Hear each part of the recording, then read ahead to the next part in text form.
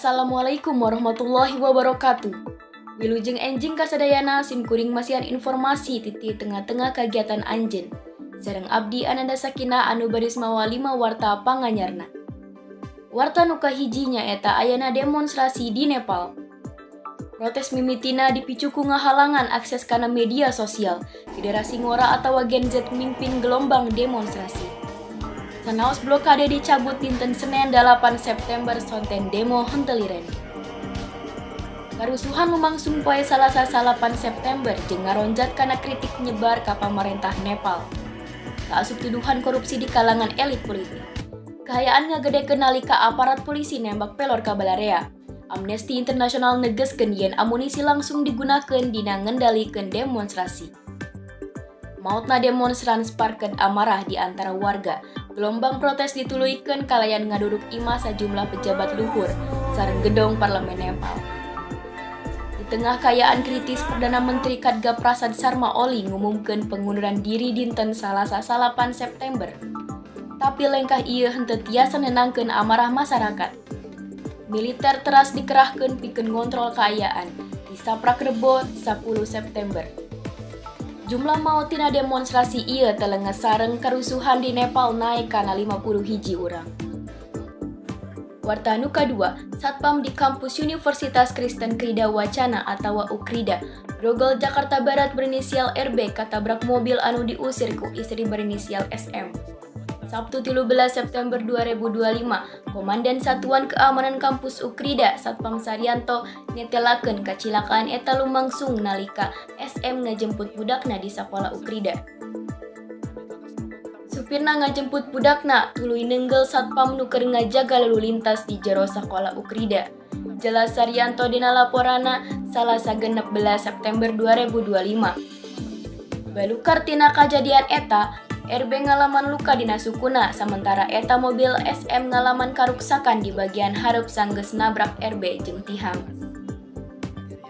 Dumasarkana hasil panalungtikan polisi, cek Saryanto, SM disangka ngahaja nincak pedal gas niatna naik rem, tapi malah nincak gas nepi ka mobilna leungit kontrol. Korban nu nabrak dibawa ka RS UKRIDA, kampus medis 2 di Jalan Arjuna dipariksa ku dokter, ngan ukur luka leutik geus bisa balik ka imah. Warta nu katilu, polisi usut viral lalaki di Ciseeng Bogor dibegal 4 urang. Polisi ngajelaskeun kronologi saurang lalaki berinisial B anu dirampok ku 4 urang di Desa Kuripan, Kecamatan Ciseeng, Bogor, Jawa Barat. Waktos eta korban nuju ka pasar Ciseeng nganggo motor, saur Kapolres Parung Panjang Komisaris Maman Firmansyah, Salasa 16 September 2025. Kajadian lumangsung kira-kira jam 5 WIB, dumasarkana cariosan korban manehna dicepeng ku 4 jalma make 2 motor. Nalika rek ngalawan korban diserang ku pakarang seukeut sarta luka dina tak-tak katuhuna. Tapi korban junun nyalametkeun barang-barangna. Barang-barangna taya nu bisa dipaling ku palaku.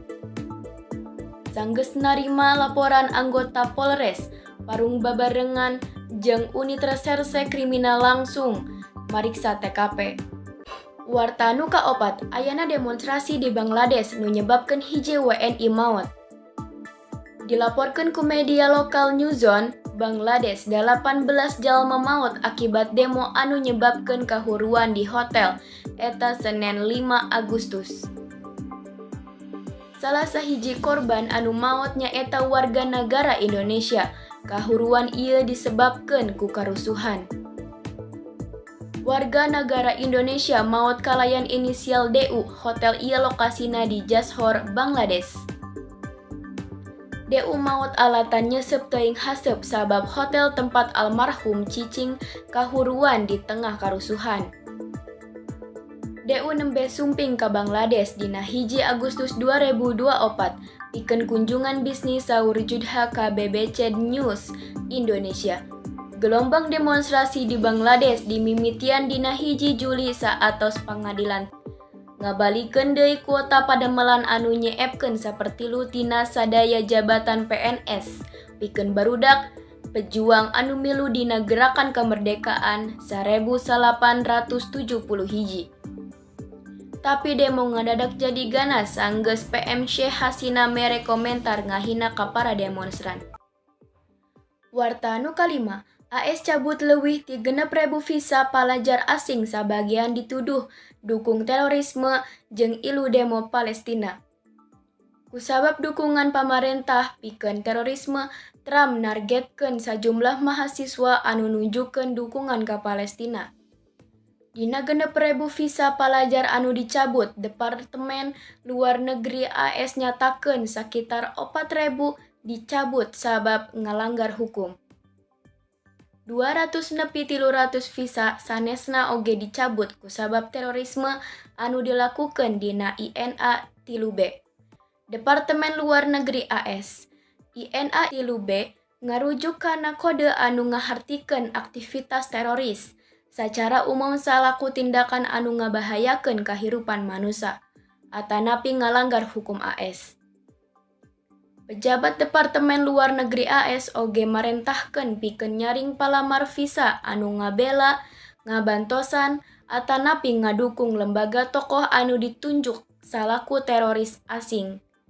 Sareng ancaman sanes pikeun keamanan nasional. Sakitu wae warta anu tiasa didugikeun. Simkuring Ananda Sakinah bade ngahaturkeun nuhun kasadayana anu geus ngadangukeun warta ieu. Wassalamualaikum warahmatullahi wabarakatuh.